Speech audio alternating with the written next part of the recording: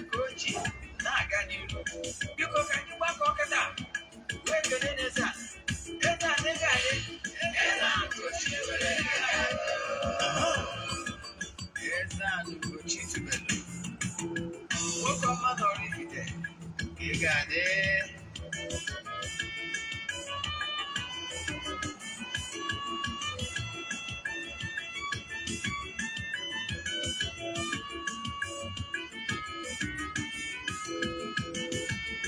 Ọdịnala bụ eziokwu, ọdịnala bụ ụzọ ndụ. Ị ma na o nwere ọdụ na-eti mkpu na-asị, ụmụ Igbo chegharịa, ụmụ Igbo chigharịa. Kwa mbọsị ọ na-eti, n'ụtụtụ n'abalị ọ nọ na nkụzi. Eze-Ana, Eze-Ana Ugochi Tubelu, onye ọma na Oraifite, onye mgbasa ozi, ozi ọma ọdịnala gaba n'ihu. Eze-Ana Ugochi Tubelu, onye mmanya jere mmanụ. Ọdịnala bụ ụzọ ndụ gaba n'ihu.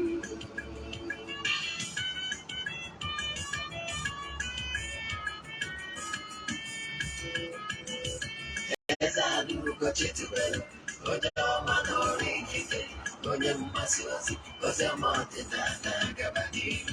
Eze-Ana Ugochi Tubelu, onye mmanya jere mmanụ. Ọdịnala bụ ụzọ ndụ gaba n'ihu. Eze-Ana ga-adị. Ugochi Tubelu ga-adị. Ugochi Tubelu temple, ọ ya adị. Maka na eziokwu anwa chacha, ndị oge erighị anyị front and back front and back. Faja si kara aka were ụmụ Igbo si anyị rapụ nke anyị na nke faka mma.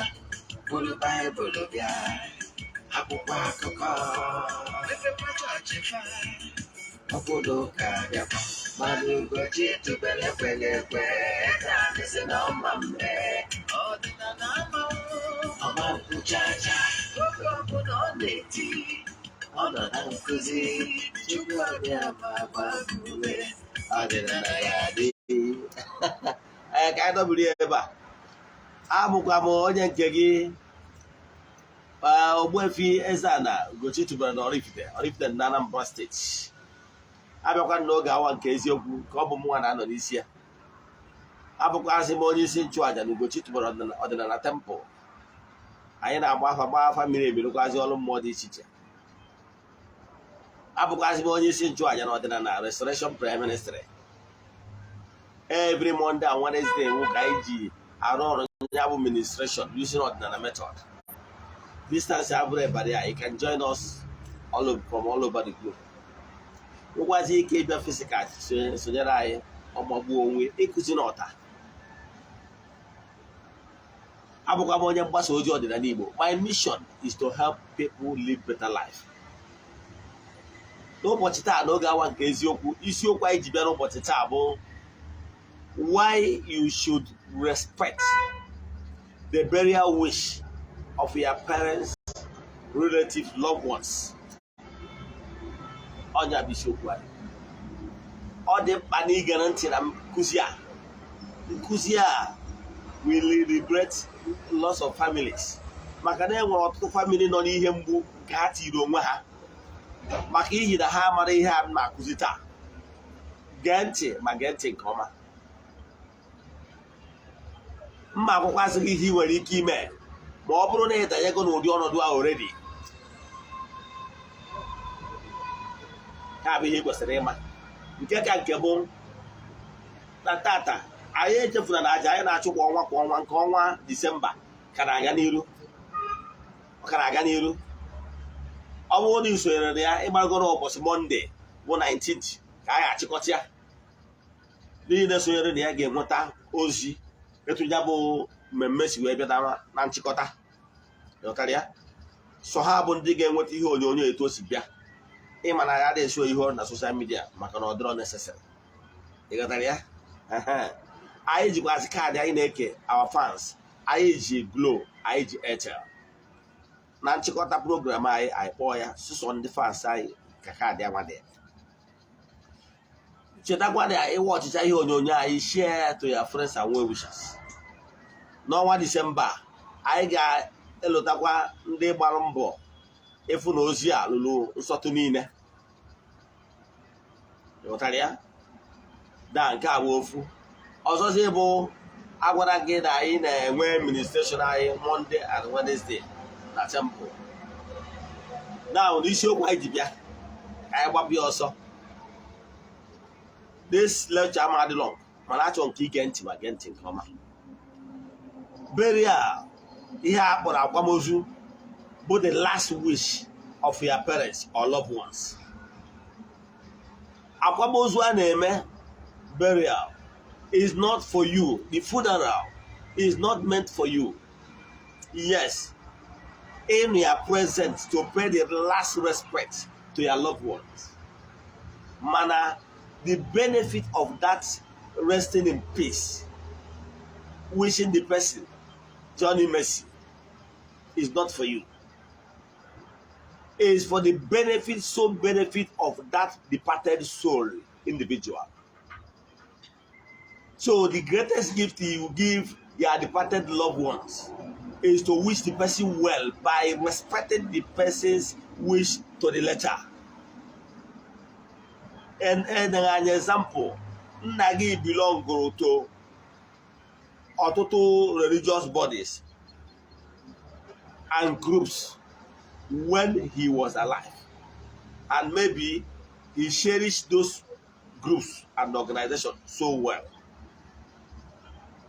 Mana mgbe nna gị dị ndụ, o nwere some wish, burial wish o develop, and them and how is what gladdens his heart. Now, why on earth will you go and utter those things? You didn't hear it to go to the family in Eze-Ana. You know why? That burial, for crying out loud, is not for you. It's the last wish and last respect to the deceased. You know what I mean? Come on, that. Only one another one when you hear pathology than a war, and don't when you hear the chair. Now go now, I go. Can well my late father Matt. My late father was a Christian, yes, to the core, and unlike the choir, yes, unlike this chorister stuff. To the we don't get the tonite. I'm me as the half melody. Now pop that the key words I get the tone I get where here. I never do one half of the melody. Oh, you na the choir group on there. On the church gas, no, they are on the church, or the home branch. You know what I mean? Then, no, the general, or the whole diocese. So I understand so well that my father belonged to choir so much. When the man passed on, okay, before he passed on, I understand that he is up to date.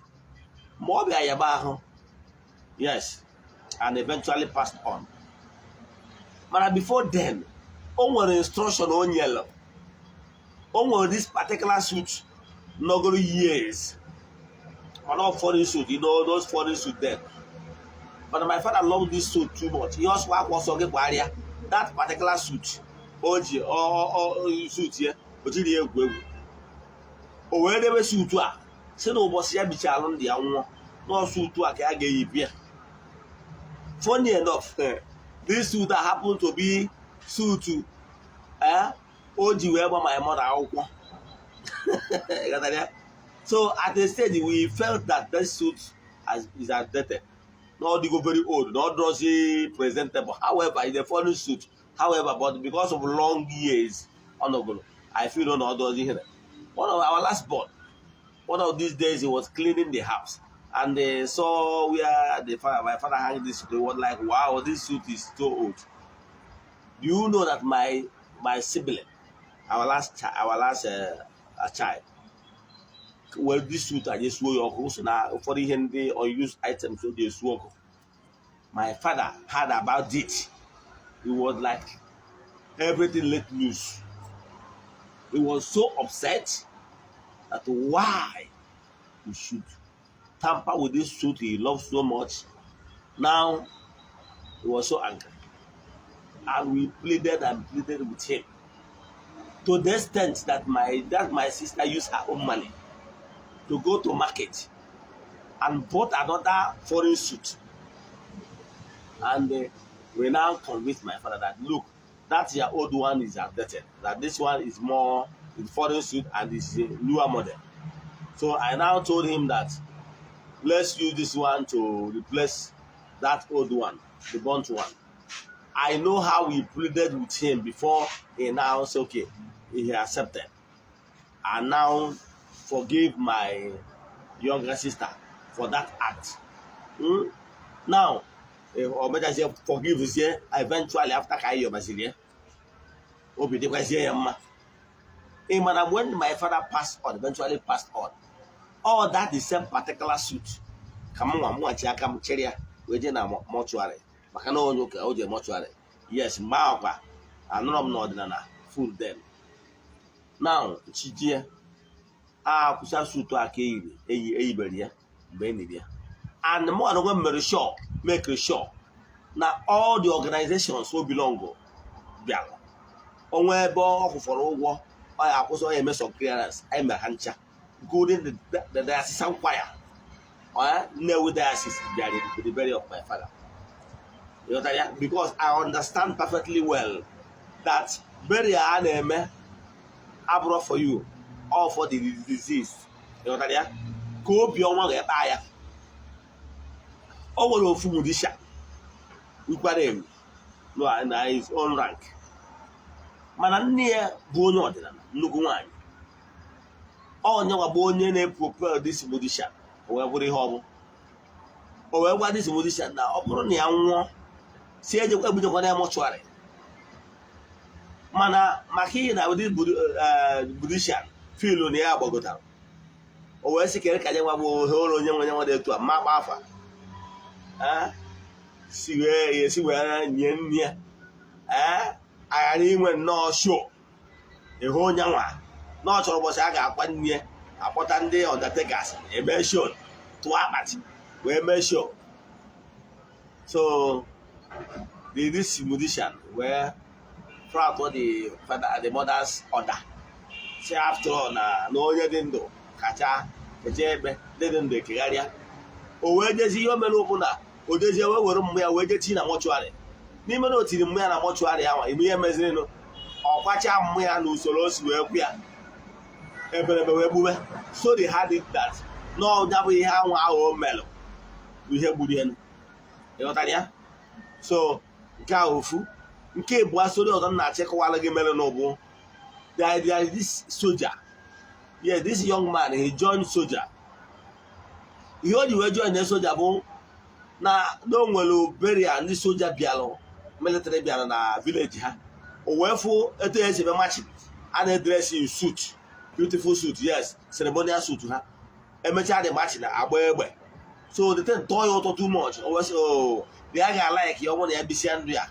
Kenya would be fitting burial. That's a military match parade, and they were Araba, a just car farewell.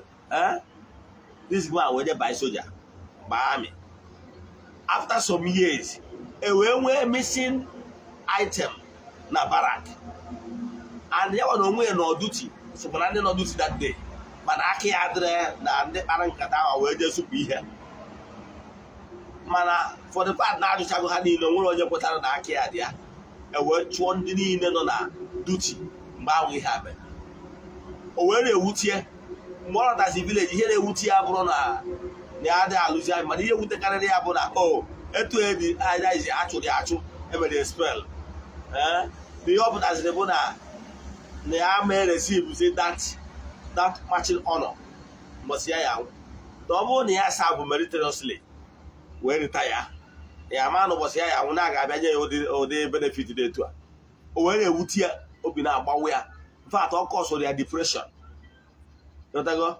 Finally, because of that depression, or pass on, And because of that depression, now more this means so yeah, was here. Ya any other work or go security work. So they are interested. They have brought here wish ya. Mo na ekwu okwu na asị na ndị niile tinyere aka ihe eji wee chụ ya na ọ madịrị ha mma. Ihe niile akwa okwu gidoro mechia of first year depression before you know it or pass ya on.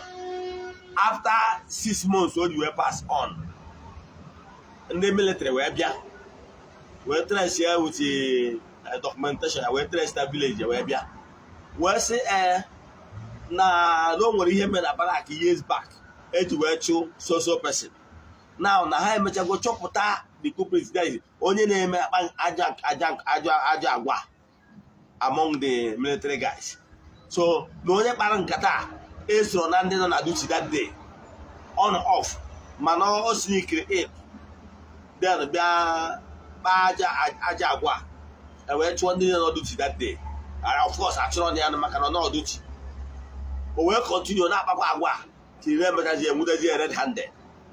O wee confess bazie n'otego kpara agwa o wee bụrụ na ọnya nwa kpakwara agwa nke eji wee chụ ndị ọzọ. Military officers wee sị no na a ga-eje kpọchi ya those group ahụ achụ based on that missing item. Mgbe eji bịazie na be nwa amadi a nwụọ na out of depression na mgbawa obi. Mana mgbe ọ nwụsịalụ 6 months down the line o ji wee nwụ ọ na-apụta na-abịa na ọ dị eji ha na-akpọ headbound na-apụta na family members ya na-egosi iwe na-ewu ya na-egosi onwe ya ndị be ha onwe ogologo na efe ya ọ na-agagharị within the family restlessly gara asị mmadụ na na ndokwa ọ nọrọ na ndokwa kpọta ọ nọ na-aka ọsụ nwa ha bụ ọ dị ọda chil ndị soja wee bịazie si oke na ebe ọ nọ pasigo on ihe mere bụ na ha ga-akwụ the family all the arrears entitlement niile dị area as a good soldier one active service na ga-akwụ ya the family. Mgbe a kwụchaziri ha wee kazie ụbọchị ha ga-abịa media own burial media marching parade and ka emee farewell. Ịma na eme ihe a ka a bịara mechara that match na anwa kwachi egbe agha na-agba pịa n'ụmụ akwụsịzi ịpụta. Ịghọtara ya ihe pụtara na kịta na-enyezugo ihe ọchịchị obi ya. So maka gị nwa na onwe gị na-abụ nna gị maọbụ nne gị nye wish burial wish emesịa out of your own selfish interest out of your own buga ifilu na ndị friends gị ga-esi orusi Igbo bịa ọ ka abụrụzie na-akwado nne gị na traditional way therefore na ịchọrọ ịkwụ ya n'ụdị ụka maka ya own buga. Ana m achọ ịgwa gị na-apịawago ndị karịrị gị azụ maka ụdị omume na etu a. O nwere one family mmakwa o mere Bye. This man bụ a core traditional man. A core traditional man chiri ọzọ bụrụkwa aka ji ọfọ.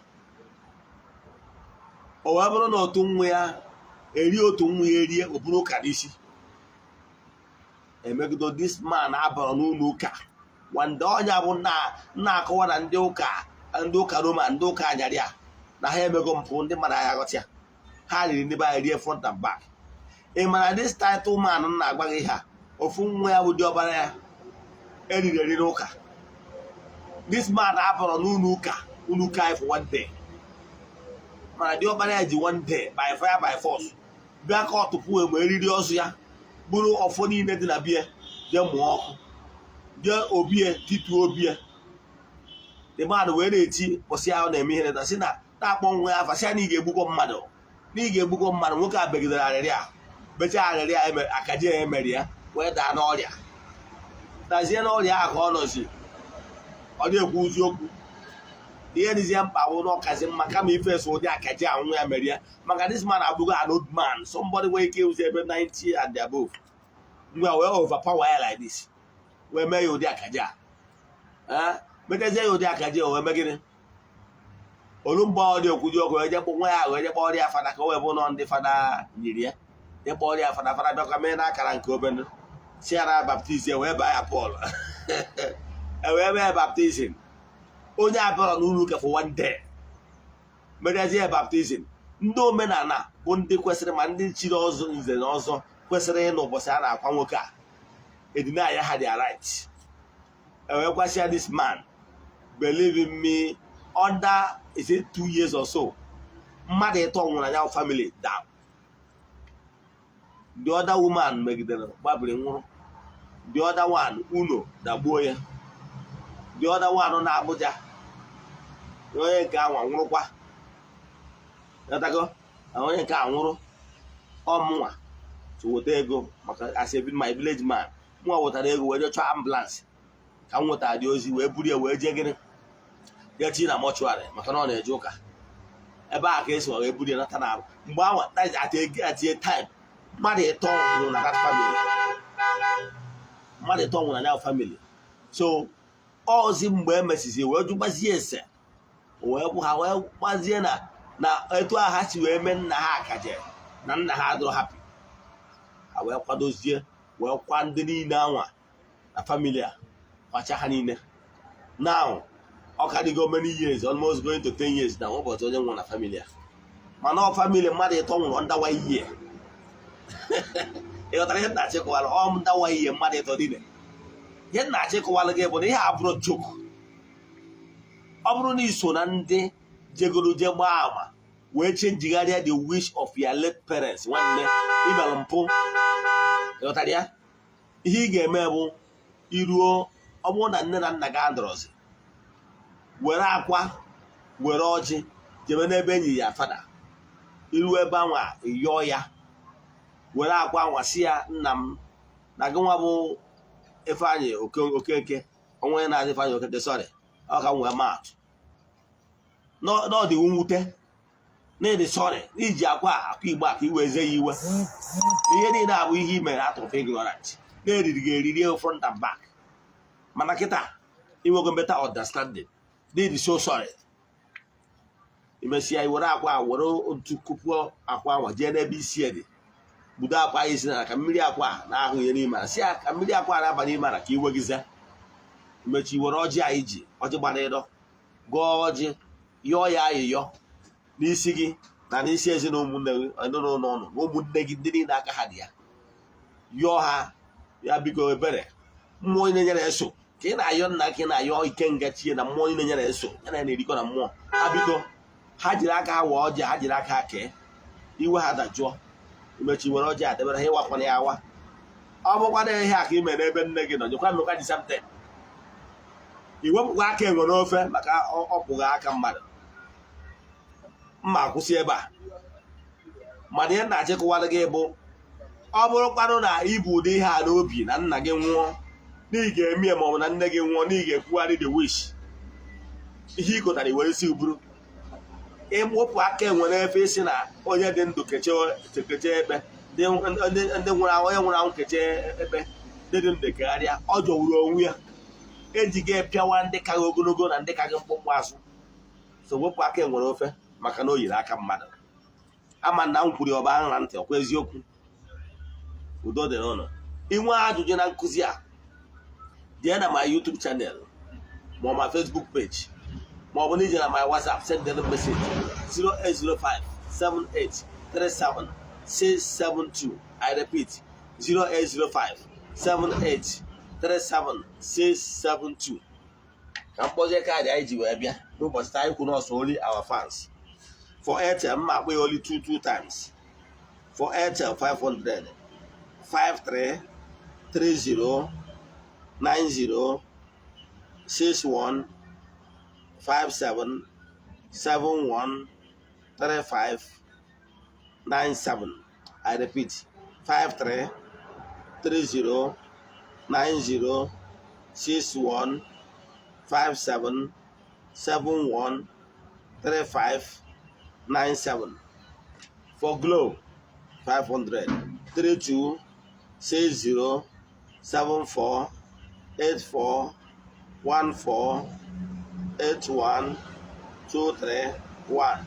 Let me call for the last time.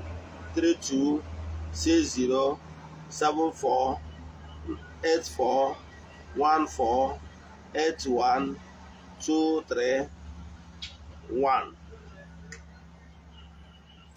Now, to work again, kept me here in only carrying the Shinaka. I make one more Congosin in the front and back.